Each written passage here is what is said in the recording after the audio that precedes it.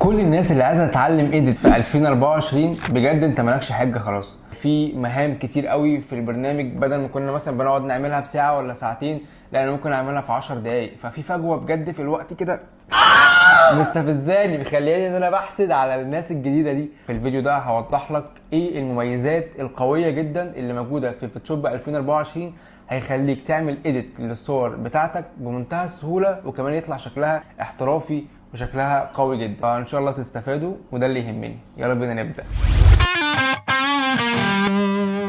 من اول بقى المميزات الجامده جدا اللي معانا واللي هنتعرف عليها في الفيديو ده هو تحديثات الكاميرا رو فلتر. بعد دخول الفوتوشوب عالم الذكاء الاصطناعي الموضوع بقى جامد جدا. يعني تعالى كده بص، الاول كنا لما نيجي نشتغل على صوره رو، طبعا دي صوره رو، لو انت مش عارف ان في صوره جيبك وصوره رو. الصوره رو دي بتبقى فايل خام طالع من الكاميرا وبيكون الايديت عليه احسن واقوى. لو بصيت على الصوره دي كده، بعد انا ظبطت الاضاءه بتاعتي عادي كبيزك. لو بصينا بيفور اند افتر فانا عادي ظبطت الاضاءه، الهايلايت، الشادو، الاكسبوجر، الكلام ده.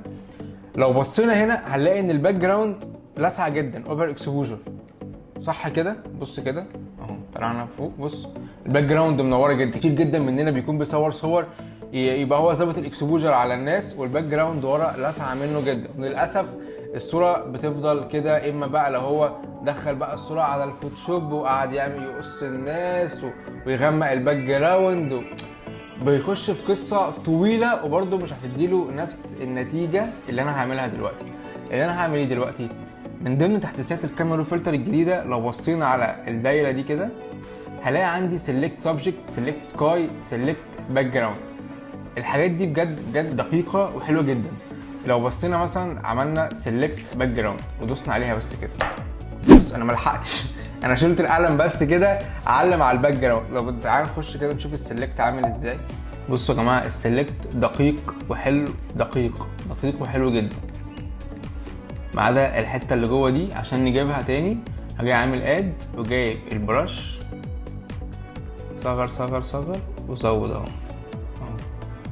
بس خلصت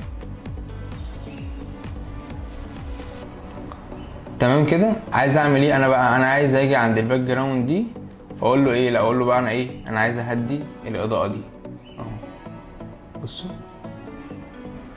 الفكره هنا، انا هحكي لك بقى الاول. يعني قبل اختراع الماسكات ده كان ايه اللي بيتم ان انا الصوره دي انا بتعامل عليها كده وبفتح اوبن وبدخلها على الفوتوشوب، بعد كده بقصها، بعد كده بقعد اغمقها انا تاني. الفكره ان انت بعد ما بتعمل اكسبورت او تطلع الصوره الرو وتستخرجها تفتح الفوتوشوب، بتفتح الصوره، بتفتح جيبك او سواء تفتحها بي اس دي، في الحالتين انت ضيقت مساحه البيكسلز وضيقت مساحه الريزوليوشن، والالوان بقت الكالر سبيس بتاعها قليل، ما بقاش واسع زي لو انا معايا عجينه، معايا صوره خام. فالفكره هنا بقى ان انا ايه، حتى لما باجي اقفل في الصوره الرو انا معايا كواليتي. هي دي البوينت المهمه جدا اللي اي حد فوتو اديتنج هيتبسط منها، ان انت بقى معاك كواليتي وانت شغال على فايل الرو. فهنخش زوم ان هنا كده. بصوا انا رجعت تفاصيل الباك جراوند والمبنى تاني تمام. نيجي هنا مثلا جاي رايح ايه، اقول له اسحب لي طب اللون شويه بالشكل ده كده عشان ما تبقاش اوفر، انورها سنه عشان اعمل بس ايه، سنه بالانس تمام. عايز بقى اعمل ايه دلوقتي؟ انا عايز اشتغل على السما لوحدها. جاي عامل كرييت نيو ماسك وعامل سيلكت سكاي، ثانيه اعلم على السما وانسلكت منها الشجره، راح جاي رايح مزود اللون بتاع السما. انتوا متخيلين الجمال؟ فانا يعني صلحت الصوره خلاص، ظبطتها. دي الصوره قبل ودي الصوره بعد. لو خدت بالكم الصوره الرو كان الناس كانوا غامقين جدا والباك جراوند منوره قوي بسبب موضوع الماسكات ده. احنا عرفنا ان احنا ننور الناس ونغمق الباك جراوند ونخلي العين كلها واقعه على السبجكت بتاعنا، ودي كانت اول ميزه معانا. تعالى بقى اوريك الميزه رقم 2. الميزه رقم 2 بقى في موضوع السلكت. يعني الناس بقى اللي بتشتغل اندور كتير، فود برودكت، بيصوروا اندور فاشون، الكلام ده كله، الخاصيه بتاعت السلكت دي بجد هتسهل عليهم كتير قوي. لان الناس بجد اغلبيه الفوتو ريتاتشر كانوا بيعانوا في موضوع السلكت، اللي هو معاه اوردر كبير 20 30 صوره 70 صوره مش عارف ايه، هو انا هقعد اقص كل ده؟ دلوقتي الموضوع بقى جامد، الموضوع بقى سهل. بصوا كده عايز اعمل ايه؟ انا عايز مش عايز الخلفيه. انا مثلا الخلفيه دي الخلفيه دي مضايقاني وعايز اغيرها اهو. ريموف باك جراوند. اتفرج يا معلم، اتفرج بجد والله. تعالى كده نعيد على السلكت. بصوا يا جماعه السلكشن، بصوا الدقه، بصوا ريموف باك جراوند. وراح جاي واخد الفيزر اهو، انا عايزه فيزر 2، وراح جاي واقف هنا كده ومطلعه في ريال لوحده. بقى عندي السبجكت لوحده اهو. راح جاي رايح مركب له خلفيه مثلا. البوكيت تول اهي، اديني مثلا اللون ده اهو. انت شايف السهوله؟ اقسم بالله الاول انا عشان اقص الشخص ده، لا بجد ثواني بقى، انا كنت بعاني بالبين تول بجد. يعني في دروس كده هتلاقي على اليوتيوب اللي هو ازاي تقص بالبين تول، واخش زوم ان كده بقى واقعد ادقق بقى كده واقعد اعمل كده وعيني توجعني بقى ويا نهار ابيض والكيرفات يا جدعان وتلاقي دروس على اليوتيوب وازاي تمشي بالبين تول وقصه. والناس كتير انا كنت بقعد اشرحها في الكورسات والناس مش عارفه تمشي بالبين تول، واقعد اقول له خد الكوع كده خلاص بخ. دلوقتي تك الزرار شيل. لا وبعدين انت لو مش عايز تعمل ريموف باك جراوند سيلكت سبجكت اهو، تدوس عليها كده هو يقول لك هيعمل لك سيلكشن للشخص لوحده. ودي كانت تاني ميزه، وبالنسبه لي ميزه خطيره جدا. والموضوع دقيق، كل ما الفوتوشوب بيتحدث كل ما السيلكت بيكون جامد. ننتقل للميزه رقم 3. الميزه رقم 3 بقى دي هتنفع قوي بتوع الميك اب، بتوع الناس اللي هم بيحبوا يلونوا السكين تون في الويدنج بقى الكلام ده. زمان انا عشان كنت الون صوره او عايز الون مثلا لون الوش ده، عايز اعمل لها لون سكين تون، فهعمل ايه؟ انا جاي رايح جايب اداه السلكت وعامل سلكشن كده اهو بالشكل ده، واخد فيزر اهو. بعد كده راح جاي رايح وجايب بقى كلر بالانس، جايب سوليد كلر، جايب مش عارف اي لون، واقعد بقى ايه اعمل كده اهو. جاي رايح عامله مش عارف مثلا سوفت لايت ولا اعمله لومينيستي، واقعد اقلل اللون حلو واللون وحش، واقعد ايه يعني. في كذا طريقه كنا بنعملها مانيوال عشان خاطر نعمل ايه، عشان خاطر نقعد نلون السكين تون. دلوقتي الموضوع بقى اسهل واسرع واقدر اخلص بيه كميه. ايه بقى الطريقه؟ هفتح الصوره دي على فلتر كاميرا رو فلتر، تخش على الماسكات. بص بقى سيدي الفاضل، تخش على الماسكات هتلاقي في حاجه اسمها سيلكت بيبول، هي دي شايف بيبول اهو، تعلم عليها كده. بعد كده بص بقى بيقول لك ايه، بيقول لك انت عايز الوش بس ولا عايز الوش وعايز الجسم معاه. لو هي يعني لو حد مثلا مبين دراعاته اقول له لا انا عايز الوش وعايز الجسم. علمت عليهم بعمل كرييت ماسك اهو. بعد كده عمل ايه؟ عمل كرييت للوش والجلد. تعالى بقى عايز تعمل ايه في الوش؟ والله انا عايز اديله لون، بصوا عايز اديله لون اهو. بس سلام على الدلع. عايز اغير لون السكين تون مثلا، بص عايز اغير الدرجه، بصوا انا مش هلعب في الدرجه دي عشان بغيره اوفر قوي اهو. عايز اشربن الوش بس، اتفضل يا باشا شربن عيني بس كده عينينا، اتفضل شرب اهو. تديله سن التكتشر وسن الكاليريتي اهو، بصوا شربن. اتفرجوا بقى قبل وبعد كده. انا عايز اقلل الكاليريتي دي عشان زودتها قوي.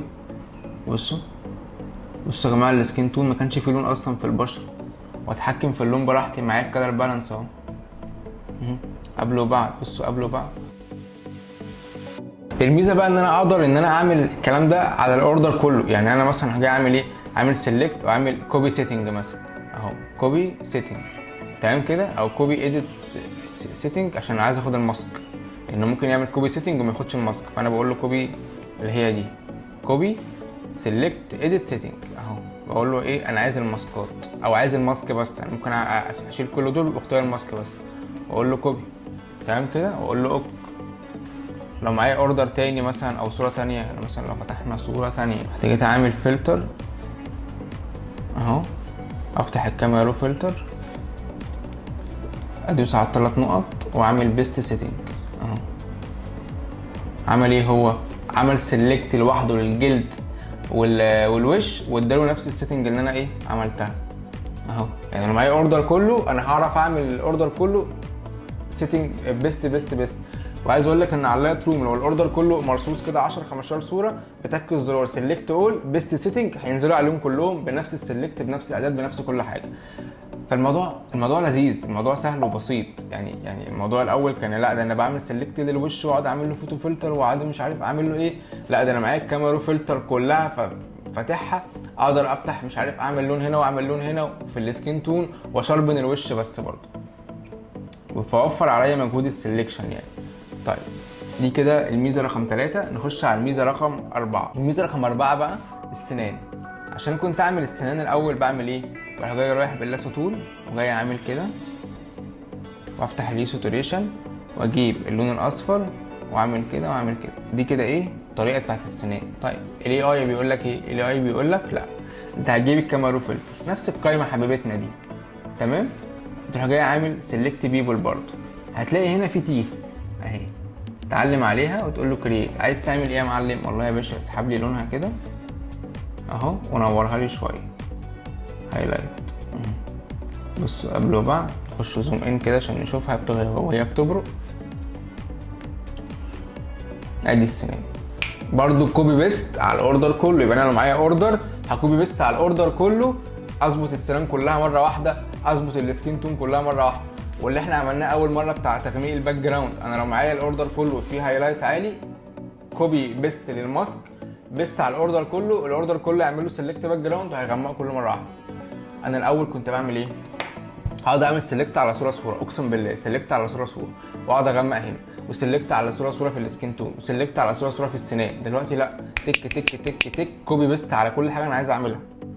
بجد عظمه بجد الموضوع جامد يعني. انت مالكش حاجه ان انت تتعلم، مالكش حاجه ان انت لو بتحب المجال لا دوس. الموضوع بقى مش محتاج مجهود ووقت وساعات كتير قوي عشان تعمل صوره ولا تعمل اوردر. الميزه رقم 5، ازاي نعمل تنعيم للبشره بمنتهى السهوله. بصوا بقى، نجيب الصوره الجميله دي. انا اخترت الصوره دي علشان خاطر فيها ايه؟ بصوا كده، يعني الجلد مش حلو، البشره صعبه قوي. هنعمل ايه؟ هناخد دبل لايف فلتر، حاجه اسمها نورال فلتر، ان شاء الله اكون نطقتها صح، تمام؟ ونفتحها كده هنلاقي حاجه عندنا اسمها سكين سموذنج، نعلم عليها كده. بص كده، نزود كده اهو بالشكل ده. بيعمل ايه هو بقى؟ بيعمل سوفت سكين اهو، بصوا بيعمل سوفت سكين للايه؟ للبشره بالشكل ده كده، تمام؟ تقدر تزود تقلل براحتك اهو. فتعمل تقول له انا عايز ان انا عملته ده في نيو لاير لوحده، تقول له اوكي عمله لك في نيو لاير. تجي عامل ماسك وتمسح بس مناطق المناخير ده عشان ما ينفعش تبقى سايحه بالشكل ده، والبق اهو والعينين. عمل ايه هو؟ عمل زي سوفت سكين للايه؟ للبشره، تمام؟ طبعا هي بشرتها خشنه، يعني بشرتها تقيله، فممكن نعمل ايه؟ ممكن استخدم حل تاني. يعني مثلا عملت سوفت سكين دي ولسه حاسس ان لسه المسام قويه، في مثلا وشوش بتبقى سوفت شويه، في الحركه دي هتنفع معاهم جدا. ممكن تفتح الكاميرا رو فلتر، بص بقى انا جاي رايح عامل سيلكت للجلد والايد كده بالشكل ده، تمام؟ اهو كرييت ماسك. انا جاي رايح عامل ايه؟ داخل مقلل الكاليريتي، بصوا كده كاليريتي والتكتشر اهو. بصوا بقى، بصوا الجمال. بصوا الاول كانت البشره خشنه، بصوا البشره بقت ايه؟ بقت ناعمه اهو، بقت احسن بكتير. بدل ما كان في خشونه في الجلد، لا البشره بقت سوفت. هعمل اوكي، وبرده هعمل ماسك وامسح المناخير وامسح الكلام ده كله اهو، عشان يبان ايه؟ تبان الصوره ايه؟ طبيعيه. سنه بسيطه هنا. فلو بصينا على قبل وبعد، بصوا منظر الخد ده، بصوا الجمال اهو. برضو نفس الكلام لو انا معايا اوردر عايز اعمله، بصوا اهو، وفي نفس الوقت البشره طالعه طبيعيه. يعني احسن بقى من جو الفيس اب اللي بيطلع الوش، الناس بتبقى عايزه تنعم وشها جلدها مش حلو ولا تدخل على الفيس اب بيغير لها ملامحها خالص. لا، الطريقه دي حلوه وفي نفس الوقت الوش طالع طبيعي وطالع بروحه. تركه حلوه قوي للناس بتوع الميك اب. نيجي للميزه رقم 6. زمان لما كان بيجي معايا صوره الاقي مثلا منظر الشعر عامل كده، الشعر فيه، بص الشعر في الجلد كده كتير قوي قوي قوي، فكان قدامي اما اعمل فريكوينسي ريتاتش واقعد بقى ايه، ده تكنيك بفصل الجلد عن المسام واقعد اشتغل على الشعر لوحده واحده واحده يا معلم عشان الدنيا ما تعجنش مننا، او اجيب السبوت هيلينج او اجيب مش عارف ايه. دلوقتي لا بجد. بص بقى، هتاخد لير جديده، تخش على اداه جديده في الفوتوشوب اسمها ريموف تول، هتلاقي عليها ستار كده. دي بتعمل ايه؟ دي هيلينج اي. تخش كده على الشعر زوم ان وبالغي كلمه المربع دي اللي هي ريموف افتر، جاي معلم كده دايس انتر. الفكره ان هو بيعمل ايه؟ بيشيل ويجيب لك نفس الحاجه اللي هو واقف عليها. بصوا انا اقدر اعمل كده اهو اهو.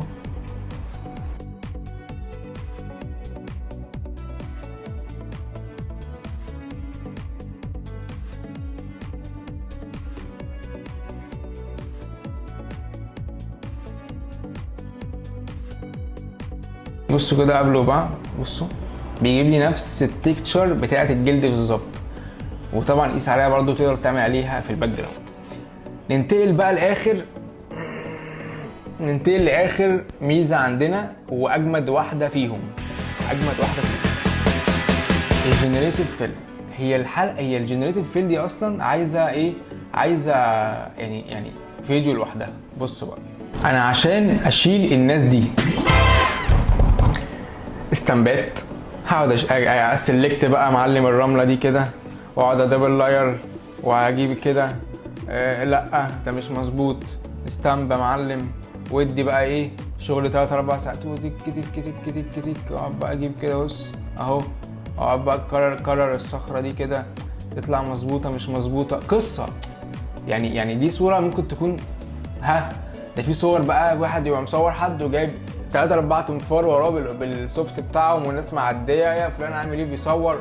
في ناس كتير قوي ورا، في حاجات كتير قوي بيبقى في الباك جراوند كناش بنعرف حتى نعدل عليها.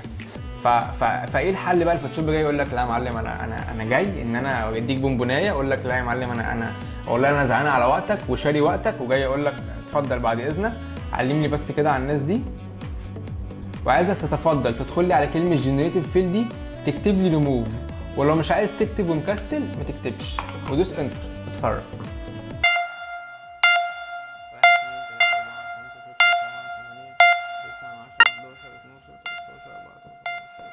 امبارح على فكره قعد اقل من كده. بصوا بقى قعد 40 ثانيه. بصوا بقى العظمه بقى، بصوا طب دي جامده اجمد واحده. هو بيديك على فكره بيديك كذا اوبشن. بصوا الفرق، انت بتعملش حاجه، انت خلصت وجاب لك صخره جديده كده مالكش دعوه بيها. بصوا الفرق يا جماعه والعظمه. فقيس على كده بقى ايه اي هيلينج في الباك جراوند. خلاص الناس اللي هي بتنزل تصور في لوكيشنات وبقى في زحمه، في ناس كتير قوي بتتصور حوالين منه مش عارف ايه، سيلكت ريموف، الموضوع خلص وانتهى. الحاجات دي يا اما ما كناش بنعرف نعملها يا اما بنعملها وكانت بتبصم مننا مهما كنت بروفيشنال، يا اما لو عملناها جامده بتاخد مننا وقت ومجهود كتير قوي. الجاب اللي حصلت ما بين الشخص اللي كان بيشتغل في الفوتوشوب زمان ودلوقتي، الناس المبتدئه بجد انت مالكش حاجه انك انت تتعلم الموضوع ده. اخر حاجه بقى ازاي تشتري الفوتوشوب ده.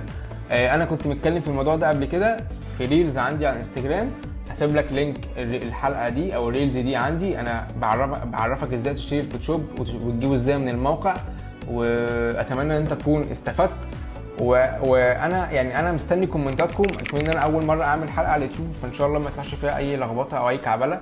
مستني الكومنتات بتاعتكم، قولوا لي انتوا محتاجين تتعلموا ايه، يعني انتوا محتاجين تعرفوا ايه عن الفوتوشوب الجديد، محتاجين تتعلموا ايه اكتر حاجه بتدوروا عليها مش لاقيينها في اليوتيوب. ان شاء الله هقدر ان انا افيدكم ومستني كومنتاتكم، مش عشان تشجعوني ولا عشان خاطر انا كده متشجع، ان انا في نيتي ان انا عايز اعلمكم، انا بس محتاج اعرف انتوا عايزين ايه عشان لما انزل لكم فيديوهات تبقى انتوا فعلا محتاجينها. بس كده، شكرا جدا جدا لو انت وصلت لاخر الفيديو.